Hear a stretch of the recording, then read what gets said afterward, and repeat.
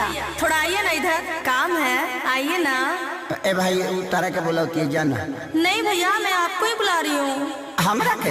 हाँ। का भगवान, अब कतना बुरा दिन ले जाइबा हमार।